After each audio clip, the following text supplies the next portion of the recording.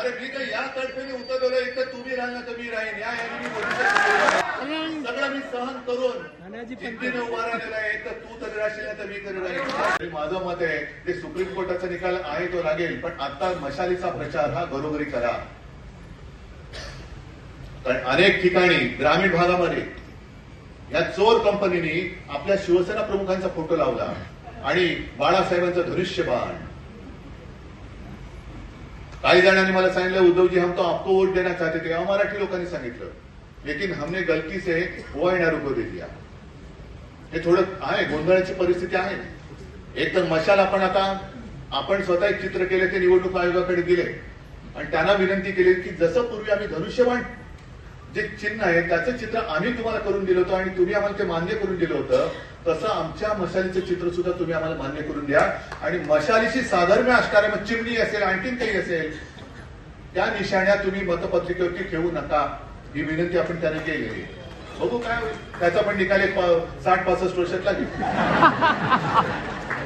पण तोपर्यंत आपली मशाल जी आहे ती घरोघरी पोहोचलीच पाहिजे. कारण लोकांच्या मनात राग आहेच.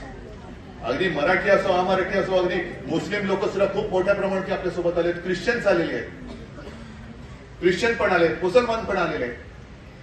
आणि मी तर जाहीर सभेत अगदी मला वाटतं चिता कॅम्पची सभा होती बरोबर ना, त्या सभेमध्ये अभी मुझे क्या पता सामने सब बैठे हिंदी में क्या भाषण. अचानक मला कारण समोर जी गर्दी होती जिथपर्यंत नजर जात होती तिथपर्यंत सगळी गर्दीच गर्दी, घरं दारं सगळी फुटपाथ तर भरलेच होते, सगळी गर्दी. आणि त्याच्यात मला कळलं की 90% जास्त वस्ती ही इथे मुस्लिम बांधवांची, मुस्लिम समाजाची. मग मी त्यांना सरळ विचारलं आपको लगता है की मैंने हिंदुत्व छोड़ा. सगळ्यांनी सांगितलं नाही.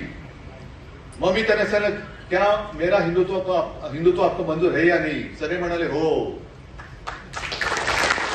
असं कारण आपलं हिंदुत्व हे वेगळं आहे आणि यांचं हिंदुत्व हे वेगळं आहे. हे हिंदुत्व करतात पाहिजे नुसतं तोडा फोडा आणि राज्य करा असं नाहीये. त्याच्याबद्दल पुढच्या जाहीर सभांमध्ये मी बोलेन. पण हे आग लावण्याचे धंदे हे करतील. आपल्यातले सुद्धा काही लोकांना आज सुद्धा फोन येत असतील, काही जण हा गेला तो गेला. जायचं तर उघड जा, पण आत राहून दगाबाजी करू नका.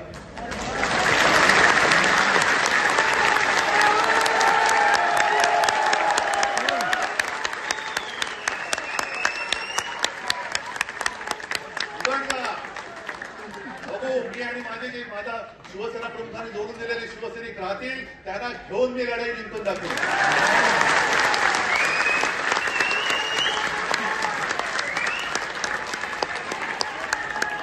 पैसे मिळत आहेत म्हणून तुम्ही आपल्या आईशी गद्दारी करू नका. नगरसेवक माजी नगरसेवक जात आहेत, जा आत्ताच जा, ज्यांना जायचे त्यांना बघू ना. अरे मी काही या तडफेने उतरलेलो एक तर तुम्ही राहिला तर मी राहीन या मी बोलू.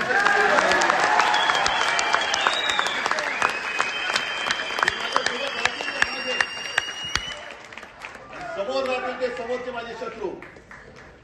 आणि हेच तर आपण असं म्हणतो बघ गीतेमध्ये हेच तर सांगितलेलं आहे. गीतेचं सार दुसरं काय असू शकेल. ज्या वेळेला अर्जुनाने पाहिलं की अरे माझे सगळे स्वरे माझे नातेवाईक माझ्या समोर आहेत, यातना होणं स्वाभाविक आहे, मलाही यातना होत नसतील. कालपर्यंत माझ्या घरामधली सगळी लोक हे माझ्या घरावरती चालून येत आहेत. अगदी त्या अनिल देशमुखांनी सांगितले की कसं मला आणि आदित्यला तुरुंगात टाकण्यासाठी या फडणवीसाचे डाव होते. सगळं मी सहन करून जिद्दीने उभा राहिलेला आहे. तर तू तरी राहशील तर मी तरी राहील.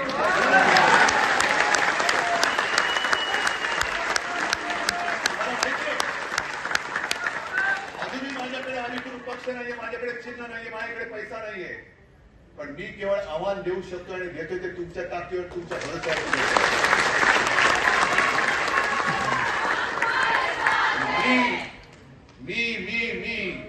मी म्हणजे मी नाही, मी म्हणजे तुम्ही आहात. दिल्लीच्या छातीमध्ये धडकी भरली ती उद्धव ठाकरेची नाही. एबीपी माझा, उघडा डोळे बघा नीट.